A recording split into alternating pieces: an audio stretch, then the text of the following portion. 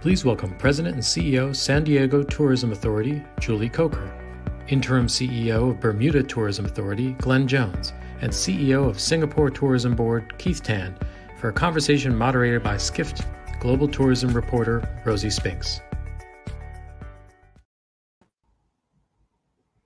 Hello, everyone, and welcome to my panelists. We may get one more panelist joining us in a few minutes. I think there's some Wi-Fi problems happening, but between the three of us, we have 3 continents represented, so I think that's pretty good. I'm really looking forward to this discussion today about sort of rethinking tourism marketing for the future, which is really going through a sea change moment. This model of sort of volume-based funding for DMOs and marketing is kind of dead, at least right now. So I want to start by asking you two, what do you think about this upheaval? And do you think this might shift us to new models of funding tourism marketing moving forward? So from San Diego, good morning. Keith, I know it's almost good evening for you, and Rosie, midday. Thank you so much for the opportunity. Absolutely, this will be, an upheaval and a change. But I think with any opportunity or crisis, we'll say there's always opportunity that comes out of it. In terms of funding, as you know, most U.S. destinations are reliant on hotel tax from out-of-town visitors, I should say, to fund their organizations. And some are also fortunate to have a membership model, which will also remain in place. And then, of course, oftentimes there's city and or state funding. So one of the things that I think we've definitely learned here in the U.S., and I'm sure Keith would agree across the country, is we have all realized, which we knew all along, how important travel is to the overall economy. And so that is very evident during this time. In terms of funding models, the hotel tax, obviously, we're extremely reliant on it here in San Diego. So it definitely has been a challenge. And so we've had to pivot from, our normal streams. So it'll definitely cause us to take a look at how we are funded in the future. But the one thing that I think we can all agree on is there is an immediate return on investment when it comes to travel and tourism. So finding and striking the right balance between hotel tax and city and state and federal funding and membership model will definitely be key for going forward. Right. And Keith, I know in Asia, the situation's a bit different. It's more state driven there. Yeah. So for us, for many of the DMOs and NTOs here in Asia, we get a lot of our funding from the government. But ultimately, though, many of us, including Singapore, we are still also held accountable to key performance indicators such as visitor arrivals and, in my case, tourism receipts, right? So there's a certain element of volume that still remains important. Now, I think it is useful to remind ourselves that even before COVID, many of our destinations were already thinking about how we needed to move away from a volume-driven model of tourism because of concerns of sustainability and over-tourism. And then if we move away from just pursuing the volume, what else can we do if the numbers are not so large, but what else can we do to sustain high-yielding visitors coming to our country? So that, I think, that element of marketing will continue. It must continue. In an era where fewer people may want to travel, especially over longer distances, then how do we target higher value, higher yield visitors to our country who can be part of what we want to do, our story here in our country, whether it's in Singapore or in destinations in the US. So I think that element of pivoting towards targeting, having a more targeted marketing approach will be important for us. The other element about funding that we need to grapple with is if we are not just going to pursue volume and tourism receipts, then what are the other sorts of metrics that we need to pay attention to? So, for example, the idea that tourism is a major component of a city or destination's soft power. Now, how do we all believe that's true, right? And but how do you quantify that? In Singapore's case, that's vital, and we see soft power as important to our country, and tourism plays a big role in that. But how do we quantify that and sustain tourism through that? That would be a difficult question for us. Yeah, that's a really good point. And thank you for connecting that to a pre-COVID time. It's true that theme, has been with us for longer than this year.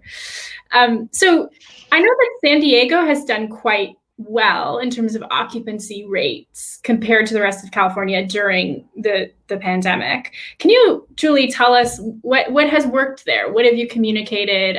What happened? Sure.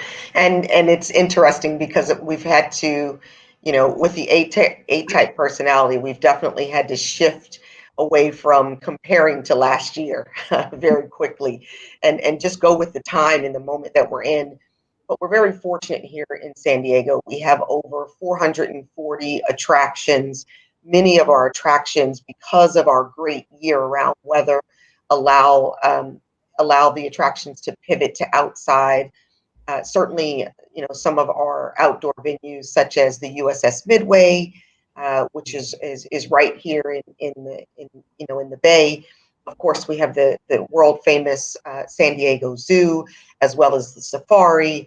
We have lots of outdoor spaces, such as Balboa Park, and as coming from California, that's extremely important. The other key element, which is just something that sometimes I think San Diegans take for granted, are just the beautiful miles and miles of beaches. And so all of those attractions were very easy to lend itself to outdoor, safe, physical distancing. Families could do that together, hiking, all of those things. So we really started, in March with, we'll keep San Diego warm for you. So it was that nod to, we understand that folks are not quite ready to travel. And then we've moved more into inspiring and hopefully let's go there. Let's start planning, giving, travelers the permission to really start thinking about coming out again and coming out of their own personal, if you will, bubble and doing it safely, of course, and all of the, regulations that we're recommending. But then in conjunction with that, we also talked about this Safe Traveler Pledge. And what that is here in San Diego, we're going to train our staff to make sure that they're adhering to safety and health guidelines. We're going to wash our hands. We're going to wear our mask. We're going to make sure that we have all of the protocols and appropriate signage in place. But we're also going to ask you as the visitor to come to our destination and adhere to those same regulations as well, so that it can be a good experience overall. But yes, we've been fortunate here in San Diego to do quite well over the summer months, and we're starting to see that even after what is traditionally end of summer or Labor Day. Obviously, we're still missing that business traveler and that convention traveler, and certainly international travel here to San Diego. Yeah, and I'm glad you mentioned business travel. That's where I was going to go next.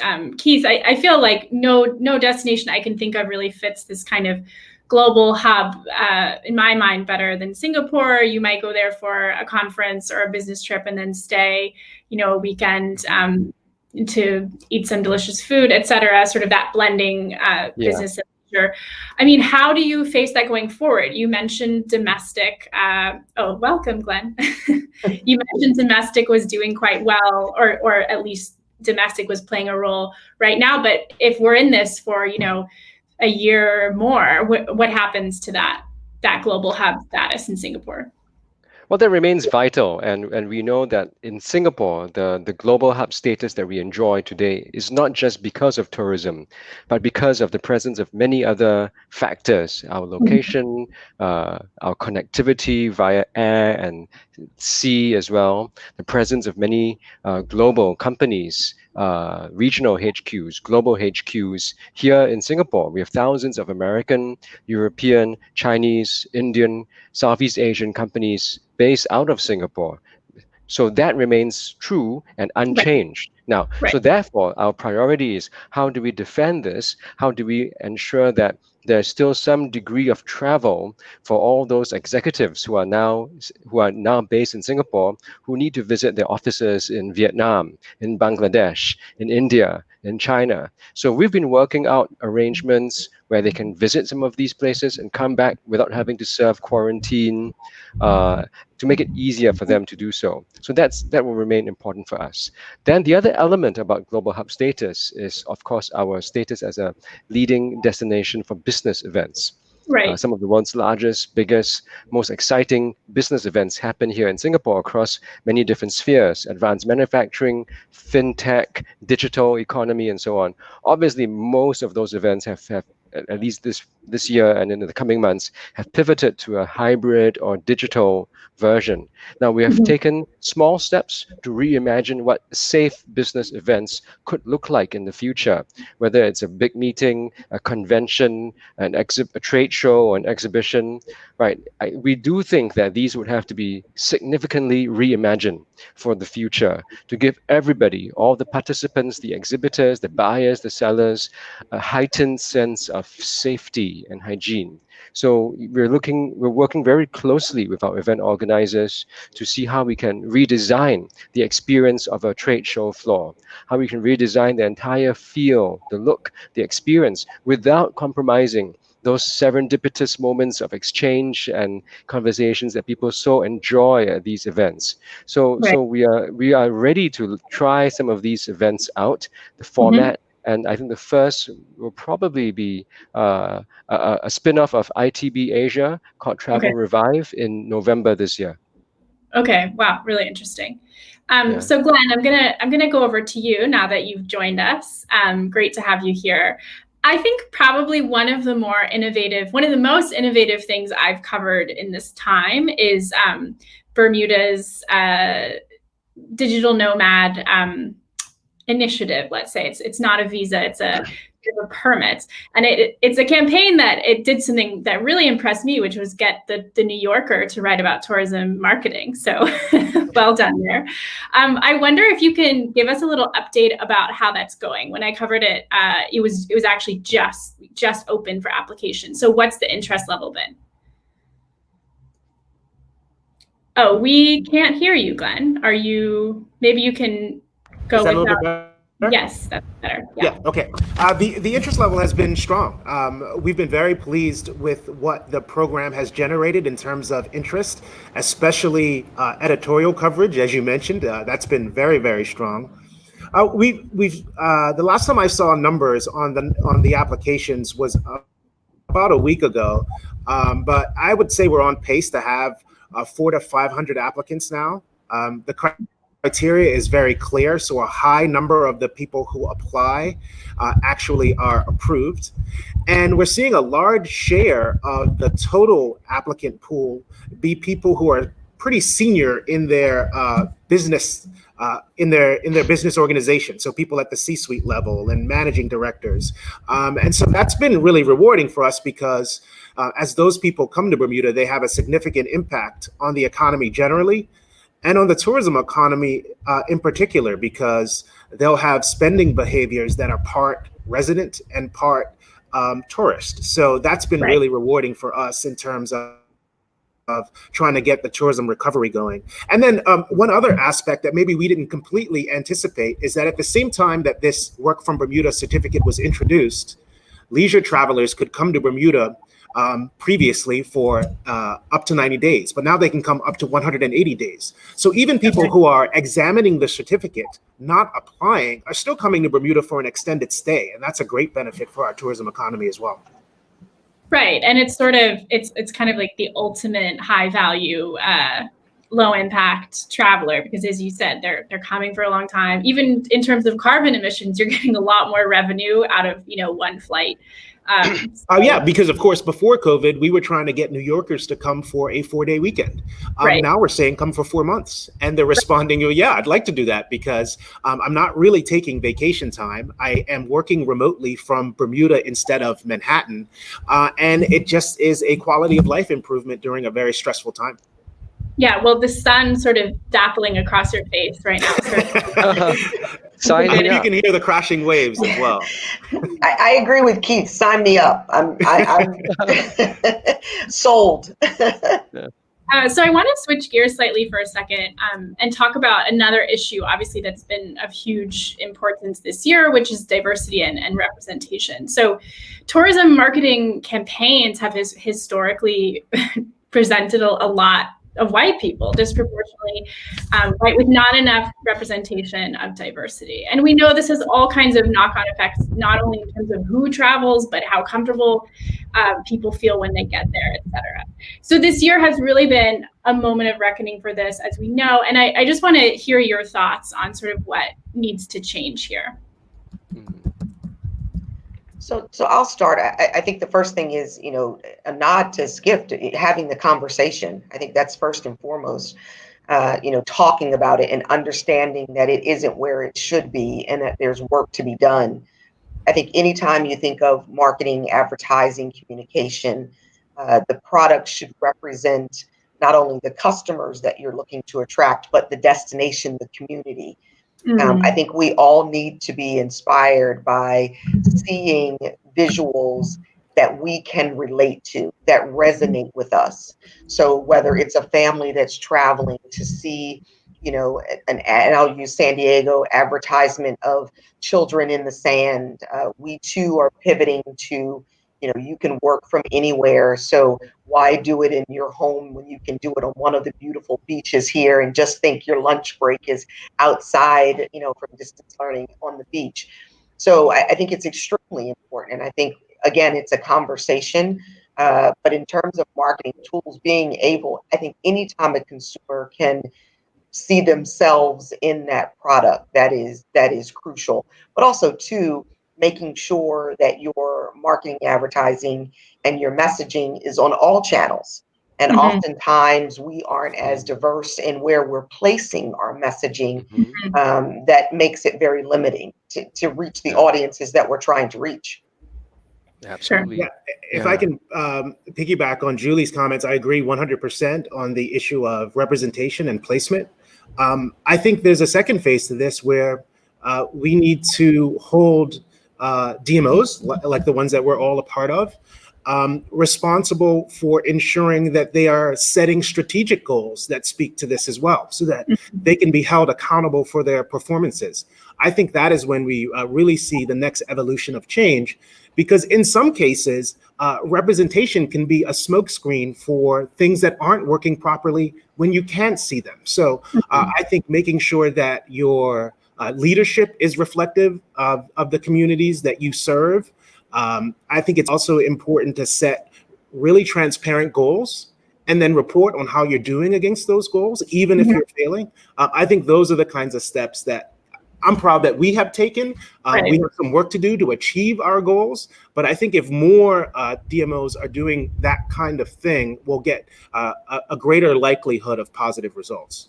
Yeah, and we should say quickly that the Black Travel Alliance, which I know, Glenn, you and I have talked about, has sort of called for DMOs to do just that. There's an invitation, I think, that they've executed quite well in terms of saying this isn't about naming and shaming, this is about creating transparency and accountability. So start right here. Right, absolutely. And I want to make clear that my argument is that we need to do all of these things and not just one or the other. Yeah. Keith, did you have any thoughts on this? No, I think very quickly, over here in Asia, we are forced by our location and our markets to think ahead of how we can appeal to different sorts of travelers, right? So just by being forced to be smart and targeted in our marketing outreach, we are already compelled to be as representative as we can, right? Reaching out to travelers from India, China, different segments from all over Southeast Asia. We've had to actually invest in a lot of different representations. The twist is this: now, for the first time in our history, we've had to do a major, significant domestic tourism campaign here, and we've never had to do that before because my remit has always been international visitors, international tourism coming to Singapore. But now, because of the situation, having to switch towards domestic tourism. Now, the challenge for us is this: we've never had to market Singapore to our locals, right? And we do know that there is a sizable chunk of Singaporeans who see a lot of our attractions, our hotels, as places for the only for the very rich, only for the crazy rich Asians, only for wealthy foreign visitors coming to Singapore. So then how do I reframe some of these destinations, some of these attractions, so that they seem much more appealing and attractive? Now, that's a challenge that we're working on, but I think it forces us to be a lot more creative and innovative. It forces the attractions and the hotels to think much harder about how they can appeal to different segments of Singaporeans as well. Yeah, absolutely. I'm going to bring in an audience question here, which I think is kind of interesting. How are destinations viewing working with influencers now, especially local influencers? And I'm going to tack this onto this audience question. Has anything about that changed as a result of the pandemic? Have they become more or less useful to DMOs? I think from our perspective, we've always been working with influencers in different ways, in different markets, through social media. I think the way that we're thinking about now is beyond the traditional social travel-related influencers. I've asked my teams to think about what other realms would be relevant and salient in people's minds. For example, brands and influencers in the areas of cleanliness, for example, those who speak to people who can speak to people's desire for cleanliness and sanitization and hygiene. Is that something that we should pursue further and pursue partnerships with those brands and influencers that in the past we would never have done so before? So I think that's important, but we do need to look beyond the traditional travel influences. Yeah. Sure. I would add there, and I totally agree. I would never have thought in my career that was so important, and it is crucial in terms of that clean and safe program. But I also think too that in terms of influencers, COVID has had, obviously the impact that it has in terms of loss of lives, but also just the well-being of us mentally. And so having those influencers who are talking about outdoor workouts or yoga, things that are wellness, I think are extremely important and resonating with people right now. So tapping into influencers who are key on mind, body, and spirit, I think is also important during this time, and will probably play a much greater role than they have in the past.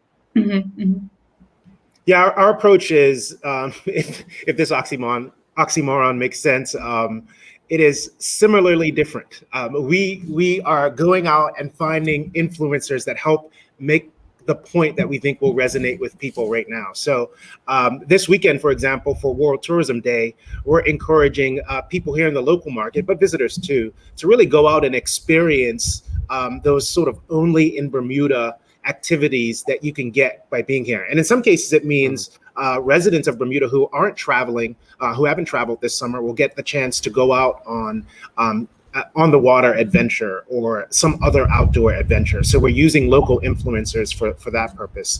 And then we also find ourselves hearing from influencers who want to actually come to Bermuda because our travel protocols are so unique. We have a really rigorous standard in place. And so they're interested in coming and experiencing it and sharing it with their followers. So that's something that we're always examining as well.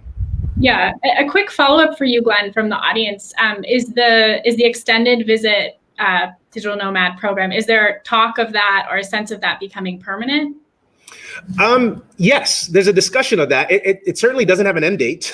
And anyone who gets a certificate for up to 12 months can apply to renew that certificate. So it doesn't automatically roll over, but there's a high likelihood that for as long as people are separated from their workplaces and working remotely, there will be a need for this kind of program. And I'm sure the government will continue it. We would certainly advocate for that because we think it's having a positive impact on the economy. And as you said, not exhausting resources at the same time.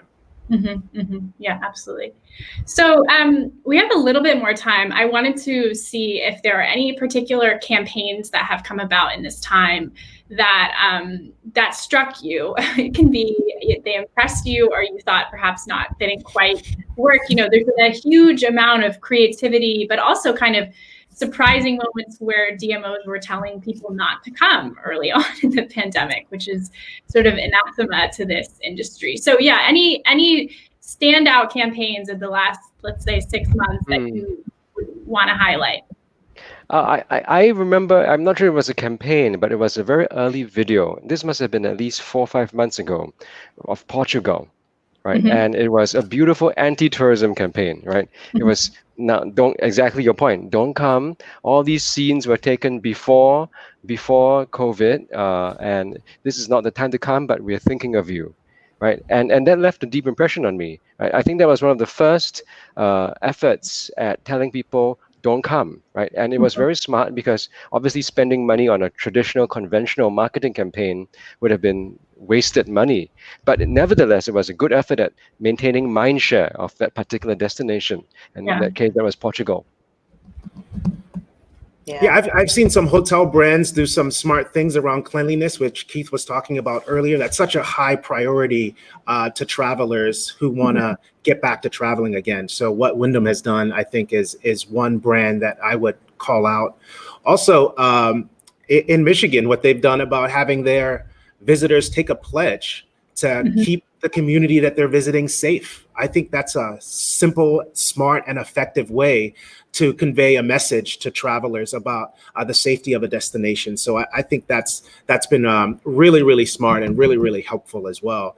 In our case, you know, when we initially reopened to travel with these rigorous protocols, I was anxious. I thought, how are we going to get any demand?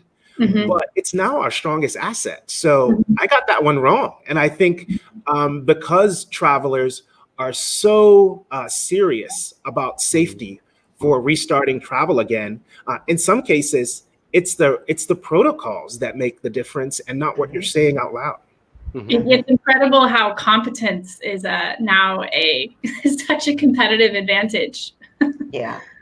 The thing the comment that I would add is what I've been, struck by in this time is just how we have all come together. And I think we always say, obviously out of difficult situations, innovation comes, but I really, as an industry, we've banded together to say that we will come back. And I think that has really helped, the traveling public understand that we're right there with you and we get it. And let's all try and get through this together, which I think is extremely important.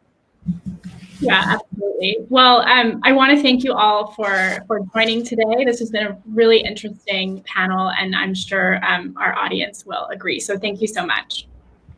Thank you.